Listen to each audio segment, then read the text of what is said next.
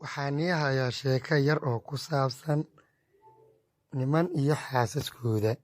tuulo yar oo ku taala dalka Faransiiska oo dadka deggan aad u yar yihiin, iskuna xiran yihiin, is-caawiyaan, ayaa maalin maalmaha ka mid ah raggii tuulada degnaa oo dhammi waxay isku raaceen inay safar dalxiis ah oo xaasaskooda oo keliya inay u diraan. dhammaantood xaasaskooda waxay u soo kireeyeen hal bas, kadibna waxay u direen magaalada Baariis. markii uu baskii dhowr saacadood maqnaa ayay maqleen raggii in uu baskii uu buur ka dhacay, kadibna dhammaan dumarkii baska saarnaa wada dhinteen. raggii murugo ayaa wada qabsatay. muddo 6 bilood kadib raggii caadi ayay isku noqdeen, murugtiina way deysay. laakiin mid ka mid a raggii ayaa ooyin iyo murugo ku jiray dhowr sannadood.